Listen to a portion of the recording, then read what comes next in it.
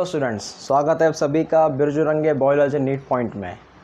बच्चों, हमारा चैप्टर शुरू है मॉलिक्यूलर बेसिस ऑफ इनहेरिटेंस और उस चैप्टर में आज हम बात करेंगे ओपेरॉन की, जो एनसीईआरटी में दिया है उन्होंने 6.8 करके। Got it. सो ओपेरॉन का सीधा मीनिंग होता है is a group of genes. जब सारे जीन्स ग्रुप में हैं और वो सब जो जीन्स है वो एक मेक का साथ दे रहे हैं और एक मेक के फंक्शंस को बिलोंग कर रहे हैं और एक मेक के ऊपर डिपेंड हैं। जैसे ये 4 मार्कर्स है, अब इनकी एक कॉलोनी बन गई है।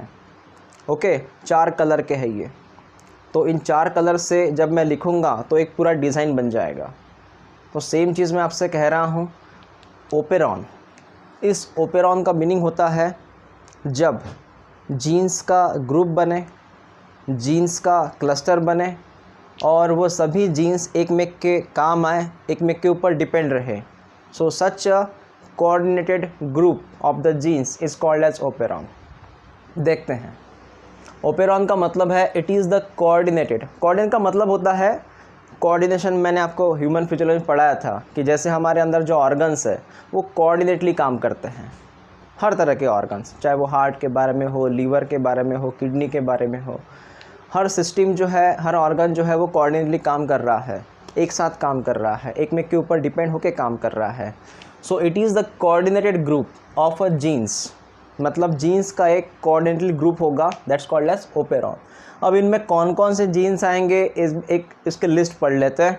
इसमें प्रमोटर होगा, रेगुलेटर होगा, ऑपरेटर होगा और स्ट्रक्चरल जीन्स। एक बार मैं लिस्ट पढ़ूँ। प्रमोटर, मैं बाद में और एक पढ़ूँगा, मतलब बाद में हमें सब एक्सप्लेन करना है। Promoter, regulator, operator and structural genes, तो इनके बारे में हमें पूरी तरह से डिस्क्राइब भी करना होगा। तो सिर्फ मुझे आपसे इतना कहना है फ़िलहाल, इन चारों का जो ग्रुप बनेगा, इन्हीं ग्रुप को, इन चारों के चारों जीन्स है, इन चारों का जो ग्रुप बनेगा उसी ग्रुप को हम कहते हैं ओपेरॉन। फिर जो ओपेरॉन होता है वो 2 तरह का होता है, एक लैक ओपेरॉन, एक TRP operon. Lac operon, TRP operon, हमें दोनों को एक्सप्लेन करना है। एनसीईआरटी के अंदर टीआरपी के बारे में ज़्यादा कुछ दिया नहीं उन्होंने हमें, लेकिन टीआरपी पढ़ना होगा। एनसीईआरटी के अंदर जो उन्होंने डिस्क्रिप्टिव दिया है वो है लैक ओपेरॉन के बारे में, तो हमें बात जो करनी है वो लैक ओपेरॉन के बारे में करनी है। Got it.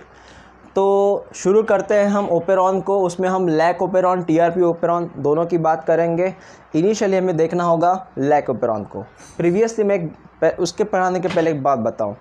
ओपेरॉन जो वर्ड है, इसका मतलब मैंने आपको कहा it's a group of genes, और ये वर्ड स्पेसिफिकली बना है प्रोकैरियोटिक के लिए। क्यों?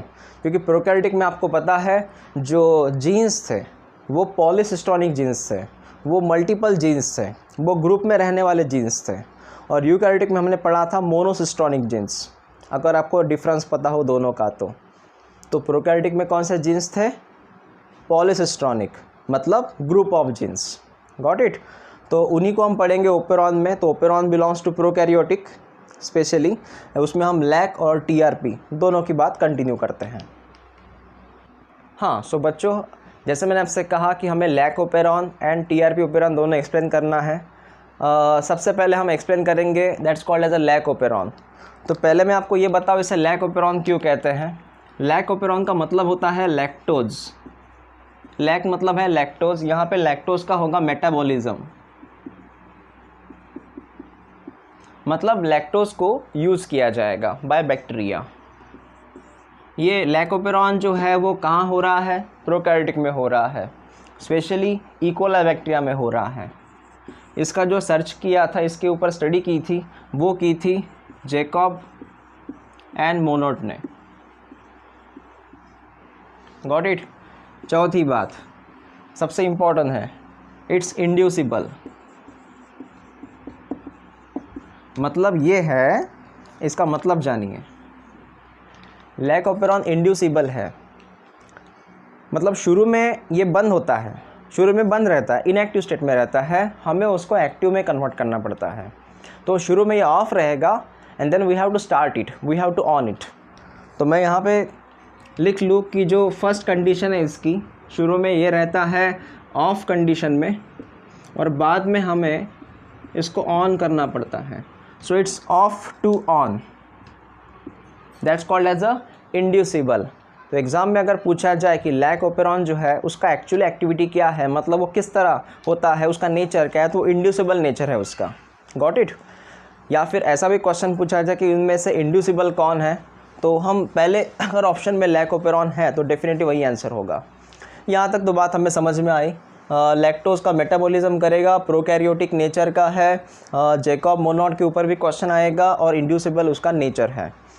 बच्चों अभी मैं आपको समझाऊँ कि इनमें जो लैक ओपेरॉन का एक्चुअल स्ट्रक्चर है वो स्ट्रक्चर किस तरह होना चाहिए और उसमें कौन कौन से जीन जो है वो इन्वॉल्व होते हैं।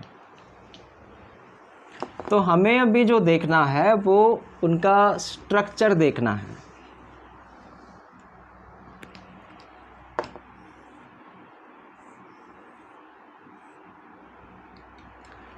तो इनमें मैं जीन्स को ड्रॉ करूँ अभी।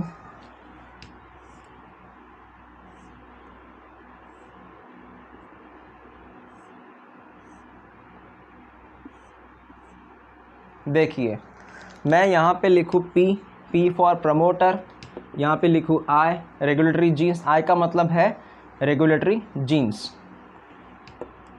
P for promoter, O for operator, ZYA that structural gene. देखिए मैंने पी का मतलब क्या कहा, प्रमोटर। मैंने आई का मतलब क्या कहा, रेगुलेटरी जीन। मैंने वापस ओ का मतलब क्या कहा, ओ मतलब कहा मैंने प्रमोटर, सॉरी ओ मतलब ऑपरेटर, ओ मतलब है ऑपरेटर। और बच्चों यहाँ जो है ZYA ये है स्ट्रक्चरल जीन। ओके, तो वन बाय वन इसे एक्सप्लेन करते हैं। तो मैंने कहा प्रमोटर, प्रमोटर वो एरिया है जहाँ पे RNA पॉलीमरेज बाइंड होगा ट्रांसक्रिप्शन के वक्त।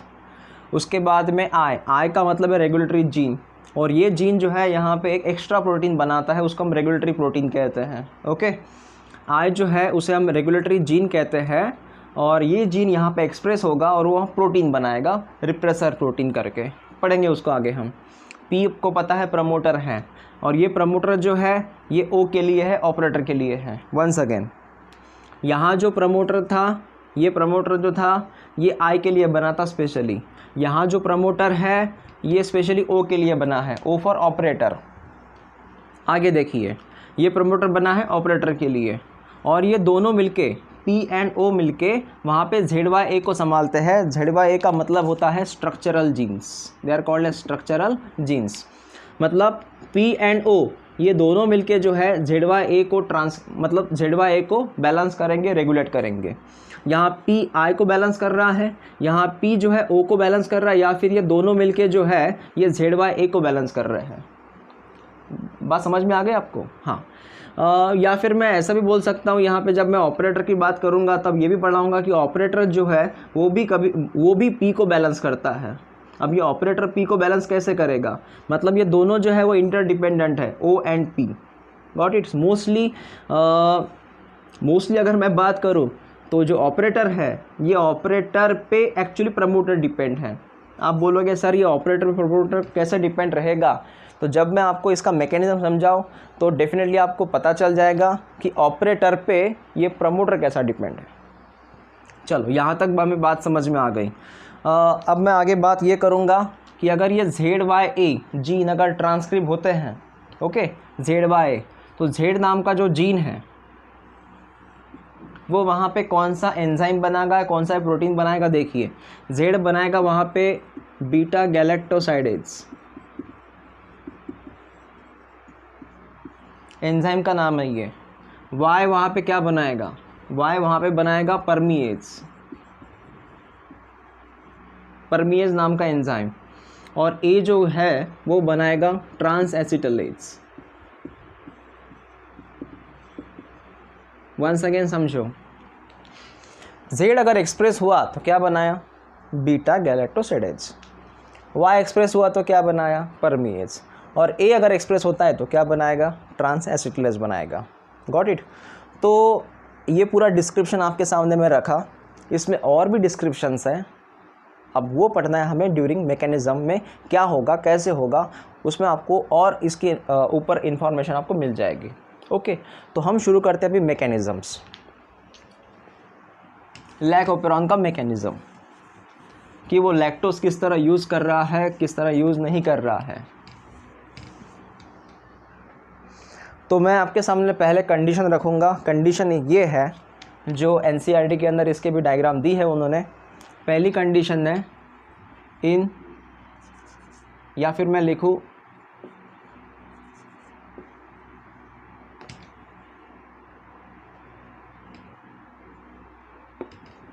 In the absence of inducer, मतलब है वहाँ पे इंड्यूसर नहीं है।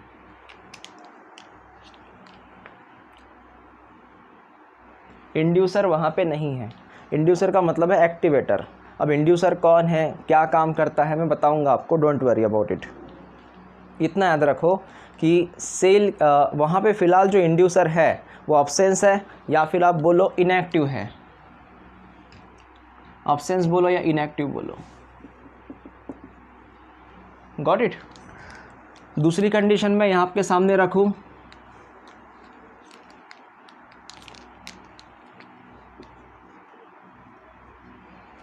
कि जो फिलहाल सेल है वो ऑफ कंडीशन में है। ऑफ मतलब सेल अभी फ़िलहाल इनएक्टिव स्टेट में है। मैं आपके सामने तीसरी कंडीशन रखता हूँ। तीसरी कंडीशन ये है कि लैक्टोज अब्सेंट है मीडिया में। Lactose absent, not available in media. आप फिलहाल इस ऑफ को रहने दो, आप दो कंडीशन के ऊपर फोकस करो। क्या, कौन सी कंडीशन? इंड्यूसर इनएक्टिव है, इंड्यूसर अब्सेंट है, और मीडिया में जिस बैक्टीरिया को हमने जिस मीडिया में ग्रो किया ना, बैक्टीरिया को हमने मीडिया में ग्रो किया है, उस मीडिया में लैक्टोज अब्सेंट है। ओके, देख लीजिए। तो मुझे यहाँ पे ड्रॉ करना पड़ेगा सेल। ये है बैक्टीरियल सेल, और इसके आजू बाजू में है ना पूरी तरह से मीडिया है। तो बच्चों, मैंने अभी आपसे क्या कहा था, मीडिया में कौन अब्सेंट है? लैक्टोज अब्सेंट है। ओके, पूरी तरह से। अब देखिए, मुझे ड्रॉ करना पड़ेगा यहाँ पे स्ट्रक्चर।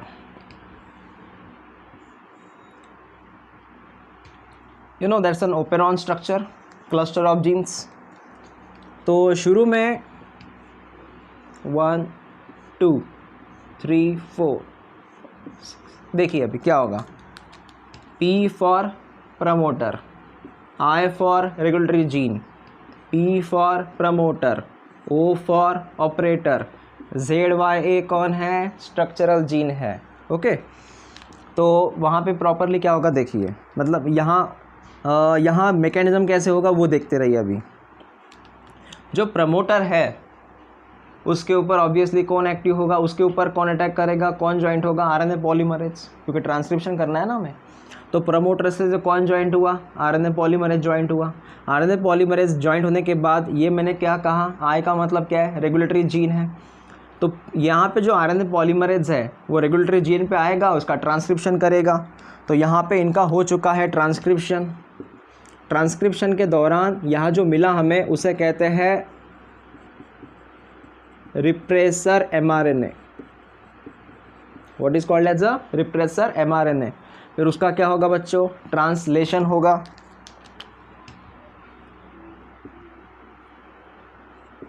इसका होगा ट्रांसलेशन, और आखिरकार जो मिला हमें वो है रिप्रेसर प्रोटीन। रिप्रेसर प्रोटीन, इस तरह हमें यहाँ पे मिल चुका है रिप्रेसर प्रोटीन। और ये रिप्रेसर प्रोटीन जो है यही रिस्पॉन्सिबल है यहाँ ट्रांसक्रिप्शन करना कि नहीं करना उसके लिए। कैसे क्या? सुनिए। ये रिप्रेसर प्रोटीन, अगर ये रिप्रेसर प्रोटीन ये अगर इनको ज्वाइंट हुआ, किनको सर? ओ फॉर ऑपरेटर को। क्यों? क्योंकि वो सुनिए, जो रिप्रेसर प्रोटीन है ना, इसकी एफिनिटी काफ़ी ज़्यादा है इस ऑपरेटर के बारे में। मतलब रिप्रेसर प्रोटीन हमेशा इस ऑपरेटर को जॉइंट हो जाता है। तो रिप्रेसर प्रोटीन यहाँ ऑपरेटर पे जॉइंट हुआ, हो गया जॉइंट। सो बिकॉज एफिनिटी ज़्यादा है ऑपरेटर के बीच में और रिप्रेसर प्रोटीन के बीच में, तो क्या होगा, अगर ये रिप्रेसर प्रोटीन ऑपरेटर को जॉइंट हुआ तो यहाँ पे ऑपरेटर की इंफॉर्मेशन प्रमोटर के पास नहीं जाएगी। अगर ये रिप्रेसर प्रोटीन यहाँ पे जॉइंट हुआ तो ऑपरेटर की इंफॉर्मेशन प्रमोटर के पास इस प्रमोटर के पास नहीं जाएगी। उससे ये प्रमोटर जो है इन तीनों का ट्रांसक्रिप्शन नहीं करेगा। वंस अगेन समझिए, ये अगर यहाँ पे जॉइंट हुआ, कौन, रिप्रेसर प्रोटीन, तो इसकी इंफॉर्मेशन जो ऑपरेटर की प्रमोटर के पास नहीं जाएगी और प्रमोटर जो है इन तीनों का ट्रांसक्रिप्शन रोक देगा। तो यहाँ पे होगा नो ट्रांसक्रिप्शन।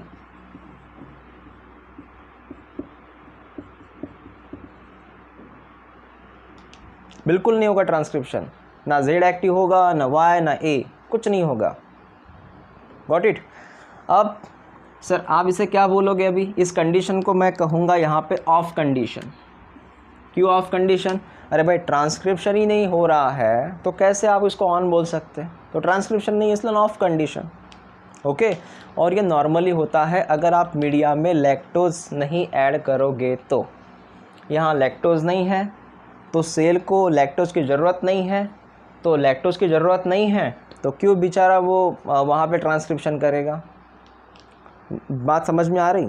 यहाँ लैक्टोज नहीं है इसीलिए इसने ट्रांसक्रिप्शन रोक दिया है। अगर यहाँ पे लैक्टोज होता, यहाँ पे अगर लैक्टोज होता तो वो ट्रांसक्रिप्शन करता, अदरवाइज वैसे नहीं करता। Got it? अब ये रहा फर्स्ट कंडीशन जिसमें वो ऑफ है। अब बात करते हैं कि अगर मैंने यहाँ मीडिया में अगर लैक्टोज अवेलेबल किया तो क्या होगा। ये रह गई पहली कंडीशन। सेकंड कंडीशन सुनिए, मुझे इनको ऑन करना है, अभी स्टार्ट करना है। अब क्या करूँगा मैं, इस मीडिया के अंदर मैं क्या ऐड करूँ? इस मीडिया के अंदर मुझे ऐड करना है लैक्टोज।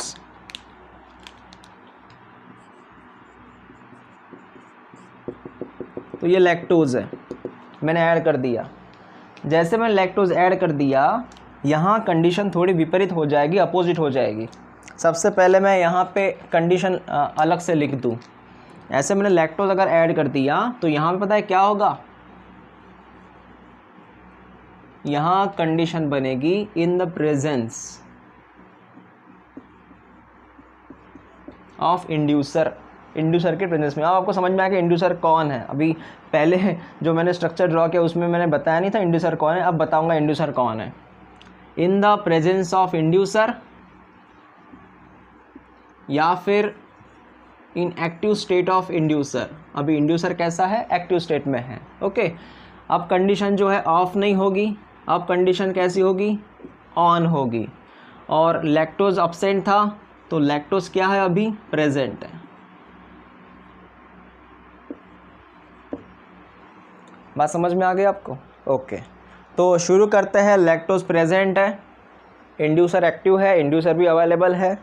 हाँ, तो मुझे ये थोड़ा यहाँ पे मिटाना पड़ेगा, ये कंडीशन ये नहीं बनेगी यहाँ पे।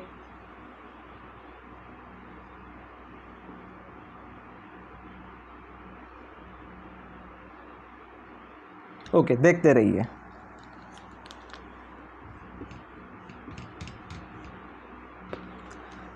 अब होगा क्या, मैंने क्या कहा, कौन एक्टिव है, इंड्यूसर। तो पहले मैं आपको एक बात कंफर्म करवाऊँ, यहाँ पे जो इंड्यूसर है दिस कॉल्ड एज इंड्यूसर। ये इंड्यूसर का मतलब होता है एक्चुअली लैक्टोज का ही रूप है एक, उसे हम कहते हैं एलोलैक्टोज। एलोलैक्टोज ये लैक्टोज से ही बना हुआ प्रोडक्ट है। एलोलैक्टोज वो कुछ अमाउंट में पहले से सेल में रहता है। एलोलैक्टोज कुछ अमाउंट में पहले से सेल में रहता है। वो कब एक्टिव होता है, जब सूचना उसको मिलती है और बाहर लैक्टोज आया हुआ है। अब इस लैक्टोज को इनसाइड हमें सक आउट करना है, मतलब इस लैक्टोज को हमें इनसाइड लेना है। उस वक्त एलोलैक्टोज एक्टिव हो जाएगा, तो ये हो गया एक्टिव। ओके, दूसरी बात, इसके एक्टिव होने से क्या होगा, इसके एक्टिव होने से ये जो एलोलैक्टोज है ये डायरेक्टली बॉन्डिंग बनाएगा इनके साथ, किनके साथ, रिप्रेसर प्रोटीन के साथ। तो यहाँ पे एलोलैक्टोज एज ए इंड्यूसर जॉइंट हुआ रिप्रेसर प्रोटीन के साथ, तो रिप्रेसर प्रोटीन और इंड्यूसर ये दोनों जब मिल जाते हैं तब इस रिप्रेसर प्रोटीन का एक्चुअली जो स्ट्रक्चर है वो बिगड़ जाता है। इसका जो स्ट्रक्चर है, वहाँ की जो बॉन्डिंग है, उसका जो शेप है वो बिगड़ जाता है। ओके, उसके बिगड़ने से एक्चुअली रिप्रेसर प्रोटीन यहाँ ओ पे बाइंड नहीं हो पाता। सो मैं यहाँ पे एक सेंटेंस लिख दूँ, नो बाइंडिंग। यहाँ पे बाइंडिंग नहीं हो पाता। अगर ये रिप्रेसर प्रोटीन यहाँ बाइंड नहीं हुआ तो सिंपल सी बात है, ये तो ओपन है। अगर रिप्रेसर प्रोटीन यहाँ बाइंड नहीं हुआ तो ये तो सिंपल है। इसलिए क्या होगा, अगर रिप्रेसर प्रोटीन यहाँ बाइंड नहीं होता तो उसकी वजह से ये जो ऑपरेटर है अपनी इन्फॉर्मेशन किसको देगा, प्रमोटर को देगा। अब वहाँ पे कुछ है ही नहीं जॉइंट, तो वो अपनी इन्फॉर्मेशन प्रमोटर को दे सकता है, और प्रमोटर जो है वहाँ अल्टीमेटली ZY का क्या करेगा, ट्रांसक्रिप्शन करेगा। और वैसे भी मैं आपको एक बात बताऊँ, यहाँ पे एक्चुअल होता क्या है, ये जो प्रमोटर है, इस प्रमोटर पे यहाँ पे ज्वाइन होने के लिए आता है RNA पॉलीमरेज, क्योंकि transcription perform by RNA polymerase. तो प्रमोटर पे कौन आया, RNA पॉलीमरेज। उसी RNA पॉलीमरेज की वजह से, और दूसरा RNA पॉलीमरेज जैसे यहाँ पे आया, वो RNA polymerase without any disturbance, क्योंकि यहाँ पे कुछ है नहीं, तो वो RNA पॉलीमरेज जो है, जो यहाँ पे ज्वाइंट हुआ, वो इस तरह सबको ट्रैवलिंग करके ZY का क्या करेगा, ट्रांसक्रिप्शन करेगा। तो यहाँ पे रेड कलर में लिख रहा हूँ RNA पॉलीमरेज जो ज्वाइंट होगा, फिर यहाँ से मूव होगा, इनका ट्रांसक्रिप्शन करेगा। और मैं आपको याद दिलाऊँ, मैंने आपको पहले ही पढ़ाया था ZY जो होता है वो क्या क्या बनाते हैं।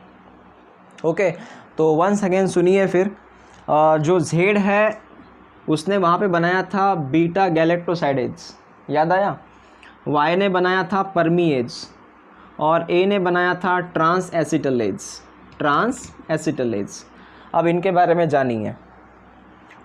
जैसे कि Y ने क्या बनाया, परमीएज बनाया। ये जो परमीएज है, ये परमीएज वहाँ पे अलाउड करेगा लैक्टोज को। What is the main function of permease? Permease are those enzymes they permit the lactose. कैसे, क्या वो क्या करेगा, उसका फंक्शन कुछ ADH की तरह है, एंटी डायरेटिक हार्मोन की तरह। मतलब क्या क्या किया था ADH ने? ADH ने किडनी के अंदर जो नेफ्रॉन है, नेफ्रॉन में जो DCT है, तो वहाँ के पानी की जो परमिशन है उसको बढ़ा दिया था, वाटर का परमिटिविटी उसको बढ़ाया था। किसने? ADH ने। उसी तरह वहाँ पे काम करेगा यहाँ पे काम करेगा परमीएज। क्या करेगा परमीएज? लैक्टोज की परमिशन बढ़ाएगा और इनसाइड ढेर सारा लैक्टोज आएगा। तो लैक्टोज जो है उसकी एंट्री हो चुकी है इनसाइड द सेल। बात समझ में आ गई? तो यहाँ पे पूरी तरह से लैक्टोज आ चुका। अब आगे वाली बात देखिए। परमीएज का मेन फंक्शन लैक्टोज को परमिट करो। दूसरा ये है, दूसरा फंक्शन वहाँ पे करेगा BG, that is called as beta galactosidase. अब ये BG वहाँ पे क्या करेगा, मैं थोड़ा यहाँ पे लिख लूँ। हमारे पास लैक्टोज है, लैक्टोज के ऊपर कौन काम कर रहा है? BG, बीटा गैलेक्टोसाइडेज काम कर रहा है। तो बीटा गैलेक्टोसाइडेज ने लैक्टोज को क्या किया? ब्रेक। लैक्टोज कौन सी शुगर है? डायसैकेराइड। उसको ब्रेक किया जाता है, उसको हाइड्रोलाइज किया जाता है BG की वजह से, तब जाके हमें वहाँ पे दो कंपाउंड मिलते हैं। उसमें से एक होता है ग्लूकोज और दूसरा कौन सा है? गैलेक्टोज। तो बच्चों याद रखना, लैक्टोज को ब्रेक करने के बाद you will get a glucose as well as a galactose. तो मैं यहाँ पर लिख लो इसे। तो हमारे पास लैक्टोज एक्चुअली आया था, लैक्टोज को ब्रेक किया जाएगा, तो वहाँ पे हमें दो प्रोडक्ट मिलेंगे, एक मिलेगा ग्लूकोज और दूसरा मिलेगा गैलेक्टोज। आखिरकार सेल के अंदर क्या बना? ग्लूकोज बना, और इसी ग्लूकोज का ये cell as a energy source की तरह काम करता है। Got it? मैं पहली बात आपको क्लियर कर रहा हूँ, ये ई कोलाई बैक्टीरिया है, ये ग्लूकोज को ही पसंद करता है नॉर्मली। लेकिन कभी कभी उसको लैक्टोज की ज़रूरत है जब उसको एनर्जी सोर्स नहीं मिलता, मतलब जब ग्लूकोज नहीं होता, जब उसको लैक्टोज को मीडिया से लाना पड़ता। तो लैक्टोज हमने इसलिए ऐड किया ताकि लैक्टोज ऐड करने के बाद देखें कि यहाँ ट्रांसक्रिप्शन होगा कि नहीं होगा। पूरी कहानी एक बार वंस अगेन सुनिए, ये एक्चुअली टाइप क्या है, ये ट्रांसक्रिप्शन क्यों हो रहा है, और ये ट्रांसक्रिप्शन हो रहा है, ये इंड्यूसिबल है। हमने उस ट्रांसक्रिप्शन को करवाया, पहले नहीं होता था। ओके, हमने मीडिया में क्या ऐड किया, लैक्टोज। लैक्टोज की वजह से सेल को ट्रांसक्रिप्शन करना पड़ा, क्योंकि वो क्या करेगा, लैक्टोज का यूज़ करना चाहेगा, और लैक्टोज के यूज़ करने के लिए उसको क्या चाहिए, उसको चाहिए वहाँ पे बीटा गैलेक्टोसिडेज। और बीटा गैलेक्टोसिडेज वैसे नहीं बनता, उसका ट्रांसक्रिप्शन ट्रांसलेशन दोनों करना पड़ेगा, सेंट्रल डोग्मा करना पड़ेगा, तब जाके उसको बीटा गैलेक्टोसिडेज मिल जाएगा। तो वंस अगेन सुनिए क्या हुआ था। रेगुलेटरी जीन ने as per the repressor protein बनाया था। रिप्रेसर प्रोटीन किससे बाइंड हुआ था, इंड्यूसर से बाइंड हुआ था कि लैक्टोज अगर बाहर है तो यहाँ इंड्यूसर एक्टिव होगा ही। इन दोनों की वजह से वहाँ पे जैसे इंड्यूसर इससे बाइंड हुआ तो ये दोनों का स्ट्रक्चर, एक्चुअली इंड्यूसर ने रिप्रेसर प्रोटीन का स्ट्रक्चर ही बदल दिया। तो रिप्रेसर प्रोटीन जो है वहाँ पे ओ पे बाइंड नहीं हो सका, ओ मतलब ऑपरेटर पे बाइंड नहीं हो सका। ना बाइंड होने की वजह से ये प्रमोटर जो है वो धीरे धीरे ZY का पूरा ट्रांसलेशन करेगा। ओके, मतलब पहले ट्रांसक्रिप्शन होगा, बाद में ट्रांसलेशन। तो उसकी वजह से हमें 3 प्रोडक्ट मिले, BG, P एंड TA, जो वहाँ पे परमिएज है। P का मतलब परमिएज है, जो Y ने बनाया। ओके, तो परमिएज ने किसको परमिट किया, लैक्टोज को परमिट किया, तो लैक्टोज अंदर आया। लैक्टोज को ब्रेक किसने किया, BG ने किया, बीटा गैलेक्टोसिडेज ने किया, तब जाके कौन बना, ग्लूकोज। और वही तो हमें चाहिए। ग्लूकोज कौन है, एनर्जी का सोर्स है, मिल गया सेल को एनर्जी। तो एक्चुअली इस पूरे कंसेप्ट में हमने ट्रांसक्रिप्शन करवाया। ट्रांसक्रिप्शन करवाने का मतलब है हमने कंडीशन कैसे कर दी, ऑन कर दी, that's inducible. Okay, lactose present है, इंड्यूसर वहाँ पे भी प्रेजेंट है, एक्टिव मोड में है। इस तरह बच्चों मैंने आपको समझाया इंड्यूसिबल के बारे में, लैक ओपेरॉन के बारे में। जहाँ पे lac operon normally of condition में रहता है, लेकिन अगर आप मीडिया में लैक्टोज ऐड करोगे तो डेफिनेटली वो ऑन कंडीशन में जाएगा, वो लैक्टोज का यूज़ करना चाहेगा, वो वहाँ पे ट्रांसक्रिप्शन परफॉर्म करेगा, और वो लैक्टोज को ब्रेक करने के बाद glucose as energy source use करेगा। तो यहाँ पे हमारी ये बात फिनिश हो गई है। सो स्टूडेंट, जैसे हमने लैक ओपेरॉन फिनिश किया, अभी हमें देखना है next operon, that called as a TRP operon. ये ओपेरॉन एक्स्ट्रा में है, एक्चुअल में NCERT के अंदर इसके बारे में कुछ ज़्यादा इन्फॉर्मेशन नहीं है, लेकिन एज अ एग्ज़ाम के व्यू से जब हम कंपैरिजन करते हैं लैक ओपेरॉन के साथ तो TRP ओपेरॉन में पढ़ना पड़ेगा। Got it. अब डिफरेंस कैसा है लैक ओपेरॉन TRP ओपेरॉन में, वो देखिए। लैक ओपेरॉन इंड्यूसिबल था, मतलब शुरू में वो ऑफ था, हमें उसे इंड्यूस करके मतलब उसको ऑन करना पड़ा। ओके, लेकिन यहाँ पे क्या है, TRP ओपेरॉन शुरू से कैसा है, रिप्रेसिबल है, मतलब शुरू से वो ऑन है, हमें उसको बंद करना पड़ रहा है। मतलब गाड़ी शुरू है, हमें बंद करनी पड़ी गाड़ी अभी। ओके, सो जैसे मैंने कहा, फर्स्टली ये ऑन मोड में है, उसको हमें ऑफ़ करना पड़ रहा, दैट्स ऑफ़ करना पड़ रहा, मतलब उसको बंद करना पड़ा। बंद का मतलब होता है रिप्रेसिबल। ओके, अगर हम लैक ओपेरॉन की बात करें, उसको स्टार्ट करना पड़ा तो इंड्यूस करना पड़ा, तो इंड्यूसिबल हुआ। यहाँ पे हमें उसको बंद करना पड़ रहा है तो रिप्रेसिबल हुआ। ऐसे दोनों में फ़र्क है। तो शुरू करते हैं, इसको बंद कैसे करना पड़ेगा हमें। तो पहले आप इन पे ऊपर नज़र डालिए। मैंने आपको जब लैक ओपेरॉन पढ़ाया था, ऐसे मैंने स्ट्रक्चर आपके सामने रिप्रेजेंट किया था, लेकिन यहाँ थोड़ा चेंजेस है स्ट्रक्चरल जीन को लेके। बाकी तो एज इट इज़ है, P for promoter, I for regulatory gene, P for promoter, जो प्रमोटर O के लिए है, ऑपरेटर के लिए है। Then ABCDE they are called as structural genes. यहाँ से यहाँ तक they are called as a structural genes. Got it. अब इनमें क्या होगा वो देखिए। I का मतलब क्या है, रेगुलेटरी जीन। क्या बना रहा है, वही ट्रांसलेशन होने के बाद क्या बना रहा है, ये बना रहा है यहाँ पे एंजाइम, एक प्रोटीन। कौन सा प्रोटीन, हमने लैकोरम पढ़ा है, रिप्रेसर प्रोटीन यहाँ पढ़ा है। तो इस रिप्रेसर प्रोटीन को अभी फ़िलहाल यहाँ पे हम कहते हैं एपो रिप्रेसर। एपो रिप्रेसर का मतलब होता है it's incomplete enzyme, it's incomplete protein. ये प्रोटीन जो है अभी तक पूरा नहीं हुआ, इसको और किसी का साथ चाहिए तो पूरा हो जाएगा। Got it?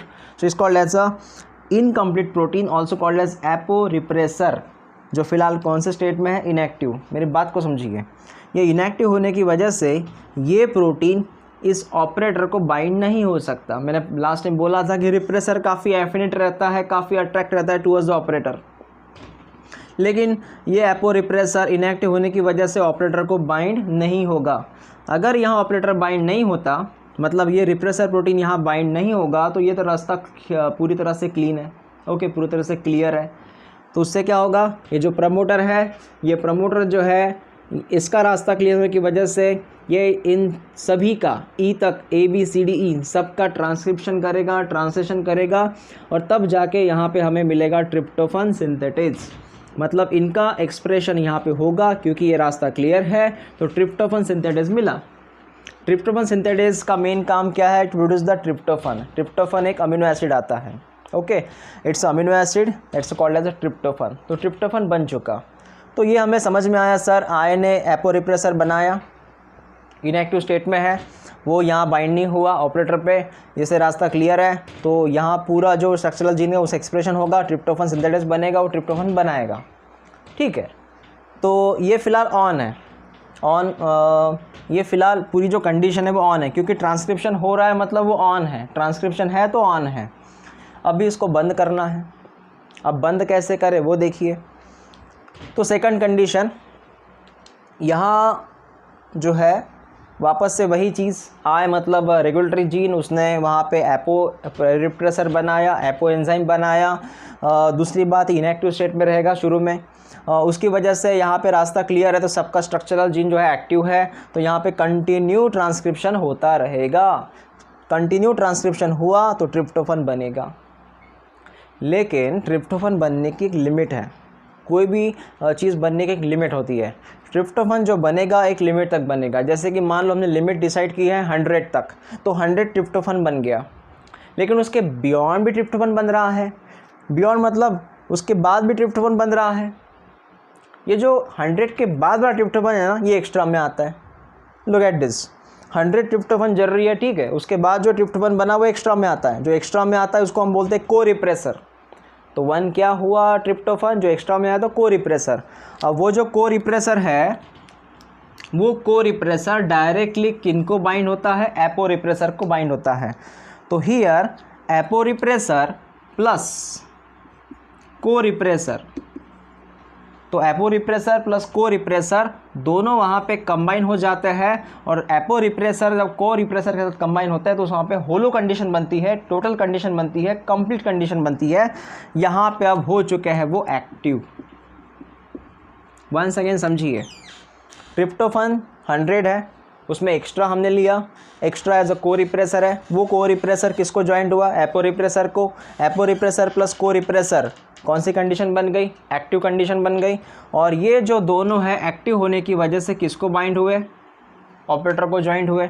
ऑपरेटर को बाइंड होने के उसी तुरंत ऑपरेटर के ऊपर अगर ये पूरा का पूरा रिप्रेसर आया, तो आप सभी जानते हैं ऑपरेटर वहाँ पे अगर वहाँ पे ज्वाइंट हुआ तो इन्फॉर्मेशन प्रमोटर को नहीं भेजेगा, तो प्रमोटर क्या करेगा? इन सब का ट्रांसक्रिप्शन रोक देगा। तो यहाँ पे ट्रांसक्रिप्शन बाद में नहीं होगी, तो no transcription here later on, जब ये एक्टिव होगा तब। बात समझ में आ गई आपको? तो यहाँ पे ट्रांसक्रिप्शन नहीं हुआ। क्यों नहीं हुआ? क्योंकि को रिप्रेसर एपो रिप्रेसर से ज्वाइंट हुआ, दोनों मिलकर एक्टिव हो गए, वो ओ को ज्वाइंट हुए और इस तरह के ट्रांसक्रिप्शन को उन्होंने रोक दिया। तो यहाँ पे होगा no transcription after this one, no transcription. Got it? इसीलिए हमने इसको बंद करवाया, ट्रांसक्रिप्शन बंद हुआ तो ऑफ कंडीशन हो गई। तो आपके सामने दो बातें हैं।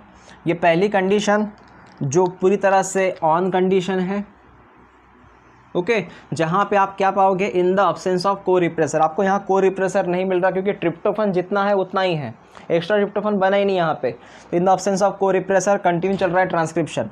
यहाँ पे क्या हो रहा है, यहाँ पे हम लिखेंगे ऑफ कंडीशन, क्योंकि हमने इसको बंद करवाया, क्योंकि इतना ट्रिप्टोफन बन गया, एक्स्ट्रा में भी चला आया। वही को रिप्रेसर जो है कंटिन्यू में फिर एपो रिप्रेसर ज्वाइंट हुआ, दोनों एक्टिव हो गए, उसने ट्रांसक्रिप्शन की रोक लगाई। That's why it is called as a off condition. तो बच्चों इस तरह ट्रिप्टोफन का ओपेरॉन है। इनमें से क्वेश्चन आपको डेफिनेटली आ भी सकते हैं, लेकिन मैक्सिमम आप लैक ओपेरॉन के ऊपर ही फोकस करो। और ये जो ट्रिप्टोफन ओपेरॉन है इसके ऊपर फोकस हमें करना है रिप्रेसिबल कंडीशन को लेके, मतलब कौन से कंडीशन ऑन है, कौन सी कंडीशन ऑफ है। इस तरह लैक ओपेरॉन जो था वो इंड्यूसिबल था और ये जो है वो रिप्रेसिबल है। लैक ओपेरॉन में इंड्यूसिबल कंडीशन का मतलब ये है पहले वह बंद था, उसको हमने शुरू करना, हमने शुरू किया उसको। यहाँ रिप्रेसर है, ये पहले से ही शुरू होता है, मतलब पहले से शुरू रहता है, उसको हमने बंद करवाया। Got it. सो इस तरह हमने लैक ओपेरॉन कंप्लीट किया और एज वेल एज हमने टीआरपी ओपेरॉन भी कंप्लीट किया।